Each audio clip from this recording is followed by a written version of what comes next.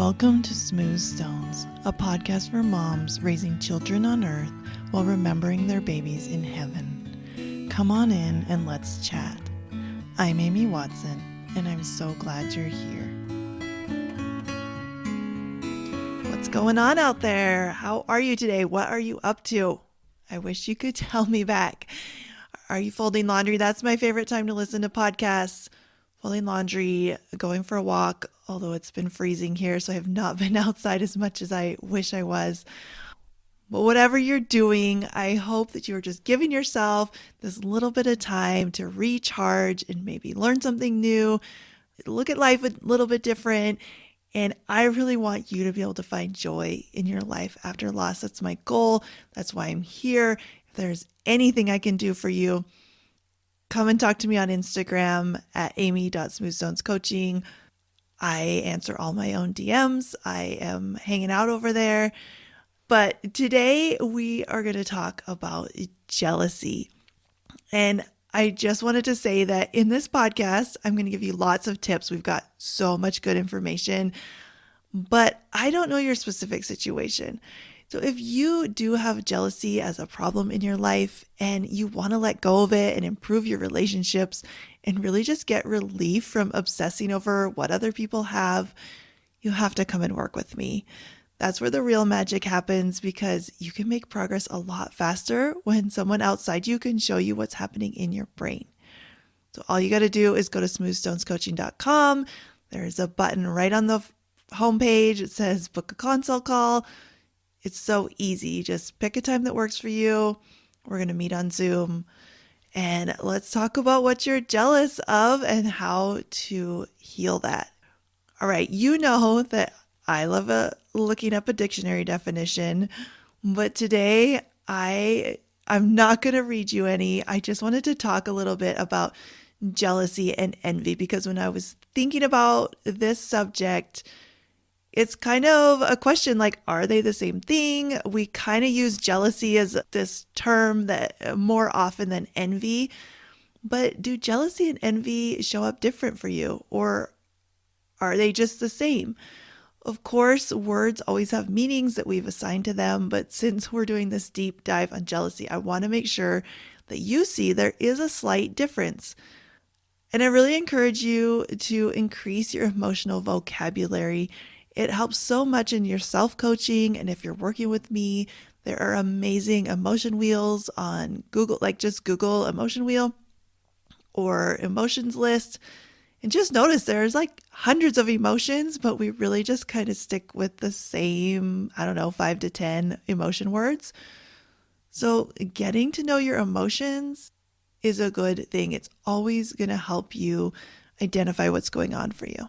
Something I wanted to point out is when I did look up the difference between jealousy and envy, the dictionary itself blames the emotions on circumstances or other people. So it makes so much sense why it's so hard to separate out where our emotions are coming from if we've been taught a different way all our lives, right? We've been taught that other people make us jealous or things make us jealous. But I will tell you that once you can see that our thoughts create our emotions, not the circumstances of our lives, everything changes. Now, jealousy seems to be more about the fear of something being taken away from you. So something I read even define it as like it takes 3 people. Like if a spouse is jealous of the cute new secretary, right? There's kind of 3 things involved in that. Or you might be jealous of the Xbox if your husband spends a lot of time on it. It's like something's being taken away from you, like your time or his attention. But there's kind of 3 parties, even if one of the parties is a video game system. And it feels a lot like anxiety, like it's a worry, right? Like you're worried about it. Envy is more that's just something between us and something we want. So it might be between 2 things. So usually something that someone has. So we are envious of people who have pretty new houses or post their fun girls trips on social media that we weren't invited to. It's more of a feeling of discontent or longing, but it's the kind that keeps us stuck because we just keep wishing that we have what they have, but we're we're very focused on other people's lives instead of ourselves. So that is always going to keep us stuck. Like when we have a certain amount of brain juice, and if we're putting a lot of it towards other people's lives and what they are doing, we don't have it to point back to us and to take care of us and our own needs. One of the 10 Commandments is, thou shalt not covet. And that tells us that humans have always had a tendency to want what they don't have. It also tells us that God doesn't want us to use our energy there, and that He knows that what we think creates what we feel and what we do, or at least I do. My coach, Jody Moore, she really feels like the gospel of religion actually goes hand in hand with using the model. It all goes together, right? So a really clear example of this is David in the Bible, who sees Bathsheba and wants her and thinks she's, pretty cute. And he makes all kinds of terrible choices in that desire. He wants someone else's wife and he wants to be with her. And there are terrible consequences in this story. And it all started with a thought. He saw her and thought she was beautiful, but then he thought, I want her. Instead of saying, I shouldn't look at her and turning away, he went down a different path. So I want you to take a minute and notice what you are jealous of most often. Okay, these tips are really going to be most helpful if you even pause and think, what do I find being jealous of most often? And even if you don't consider yourself a really jealous person, just notice there's always things that we think of. Like, I could say my husband tends to get to take naps when he wants. And I'm always like, why can't I just take naps? And he says, you can. But I just choose to be jealous, even though I choose to stay awake and do other things. So it could even be little things like that. Now, it is okay if you feel jealous. It is part of being a human. We don't want to judge it. We just want to notice it. Okay, that's the first step, always being aware. So some of the things I've coached people on relating to jealousy is maybe that they don't have family close by to help them, especially if like siblings are close to grandma and grandpa and they get help. Family members who are pregnant, not getting invited to parties. They could even be jealous of their husband's grieving process, which looks like a lot easier than theirs. Family dynamics is a lot of what we get jealous of, which is interesting, right? Because those are the relationships we want to work the most. They're the ones we care about the most, but they're the ones that often have these jealous, envious emotions rise up. So in pregnancy loss, there are generally some recurring jealousies that I see, like being jealous of people with easy, naive pregnancies, people who get pregnant easily, right? If you struggle with infertility or recurrent miscarriage, people who have the amount of kids you want or the genders you want, the amount of pictures or memories you got of your baby. I see this a lot, which P.S., there's never going to be enough memories or pictures or things. But you can find peace around it. But it's really easy to compare and be envious of what other people got in that kind of terrible time. And most of the time that's so out of our control because it's the nurses or the support groups or the whatever, someone who is coming in and helping those people. None of us really know what to do. And so as much as I wish everyone got amazing support and options, they don't always. Or if you had an earlier miscarriage, like you just don't have the options. Like your option might be a miscarrying in the toilet, right? And you don't have anything. So in this world that we live in where we do have support, that is one thing that comes up is you see what other people got and then we start comparing, and then that's where the envy comes in. Another thing I see a lot is bodies or body parts, right? We as females are often so hard on our bodies and we just want to look like someone, and it can be all mixed in with our loss and our pregnancies and our hormones and things that have changed. And so when you don't have a baby to show for it, it can even be more of just feeling frustrated that we don't have the body we want. And it can be really blurry with this. Is it envy or is it jealousy with pregnancy loss? Because you want what someone has, and it also feels like their happiness or their baby or whatever they have takes something away from you. It may even be your grief. I see that a lot. You are afraid that someone else's good news might take away from the focus on you. Or a rainbow baby. Many times it's conflicting because sharing your own good news feels like it takes away from your grief and it takes away from the reality of pregnancy after loss. So then that wish for an easy, naive pregnancy where everyone is just, it's all happy and joy comes in again. Now, all of this to say that jealousy and envy come from a place of believing that your happiness comes from outside of you. But that is not true. Happiness is an inside job, and letting go of jealousy that is draining your emotional energy is a choice you can make for you. Right? It's like a gift you give yourself to let go of jealousy. Another fallacy that our brain offers to us is that happiness is a zero-sum game, which means if someone else is happy or someone else has a living baby or a great new job, that somehow means there is less for us. It's like there's one pie and someone taking a piece means there's less for you. This shows up in a lot of places when we talk about kind of living in an abundant way or living in scarcity. These are words that we use a lot in mindset and coaching. So this might show up in other places where you feel like someone else's good takes away from yours.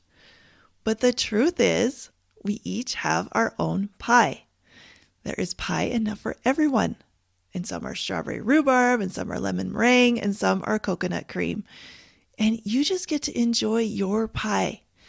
And I kind of hate coconut, so I'm happy that someone else has it. It takes nothing from me to see them enjoying it. Now, this little pie analogy will actually serve you in so many different places.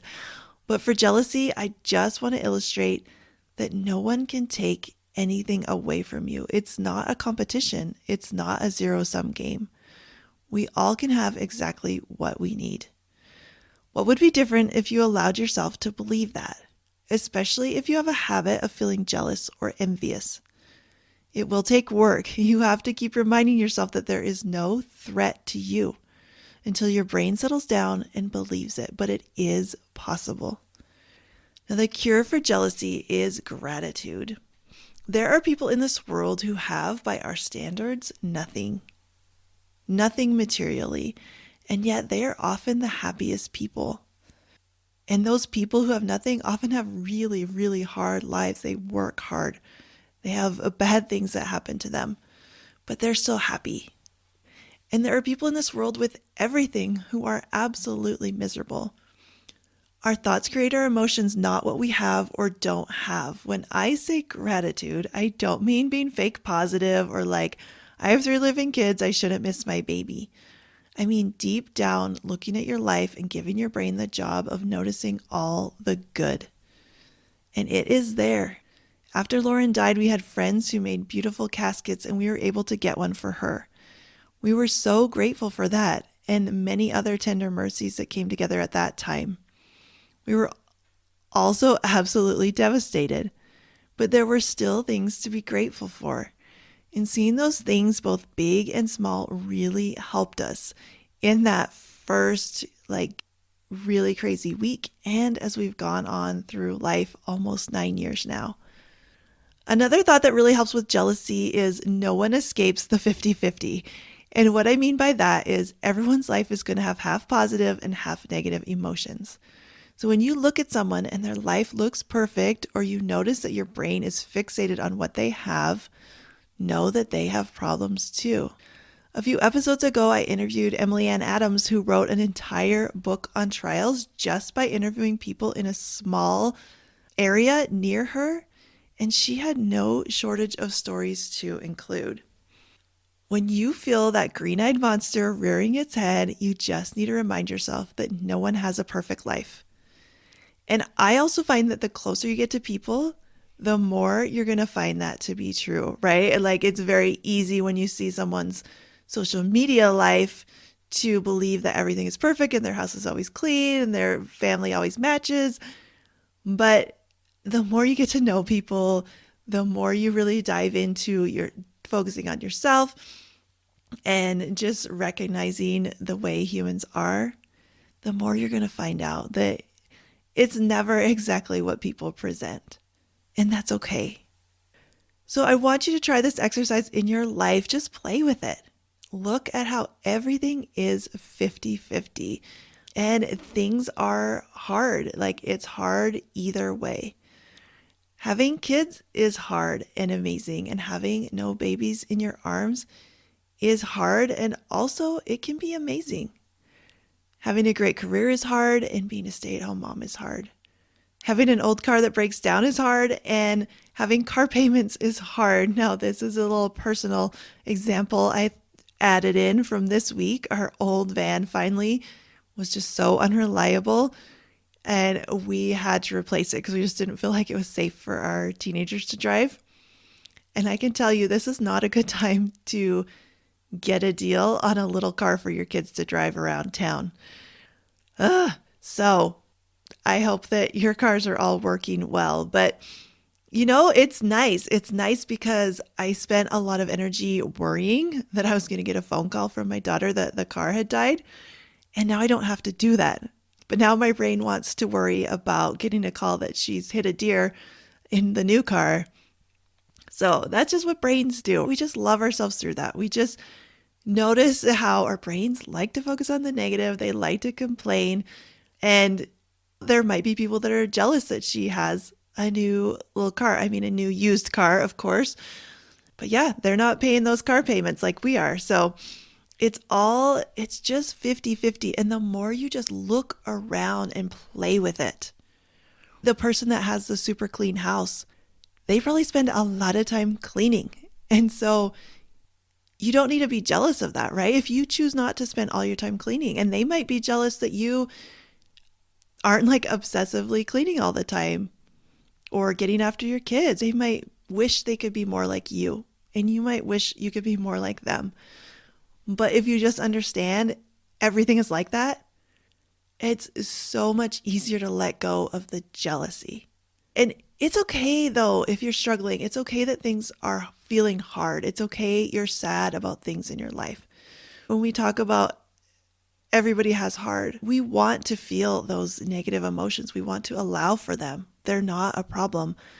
But I just want you to be able to release being jealous of other people or jealous of your former self, right? Sometimes that's the case. You have enough to deal with. Is being jealous really where you want to put your energy? I want you to give yourself a lot of compassion, but I also really want you to take a look at what results you're creating with jealousy. Now, the universe is always conspiring in your favor. All is for our good if we let it be. Notice how this is true. Instead of noticing how the universe seems to really favor your sister-in-law, it will feel a lot better.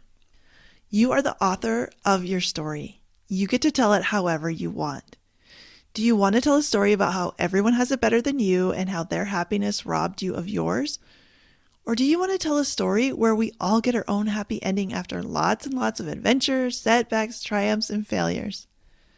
Jealousy takes, it tears down, it makes us show up in ways that don't feel good. It disconnects us from others because we are blinded by our own perceptions. Jealousy is not a useful emotion, especially in grief. It is not a given. It doesn't just happen. It comes from how we are thinking. And I know a lot of people will say, no, it just happens. Like, I can't help it, right? And we see it kind of normalized. And I love that in the sense that you can give yourself grace, but I don't want you to accept that it's just, like I said, it's not a given. You don't have to be jealous. Some thoughts that really helped me were, I'm so glad their baby is safe. I hope all the babies live. I have no idea what she's going through. Or I'm so grateful that ... fill in the blank. Or I'm happy that they're happy. Cheering for everyone is so much more fun. Believing that a high tide raises all ships means other people's success is good for everyone. You don't have to compare and despair. Bring it back to you, take care of your needs, and find joy in your life. When you're confident, what other people are doing really doesn't affect you. This is a skill and it takes practice and awareness, but you can do it. If this is a struggle for you, please come talk to me. I know it can seem like a cycle you just can't break out of, but you haven't tried coaching with me yet. So go to the link in my show notes or go to smoothstonescoaching.com and sign up for a consult call. I can't wait to talk to you, and I'm giving you a challenge. Notice where jealousy comes up for you, and then really notice how everything is 50-50. Have a wonderful week, you guys. I love you.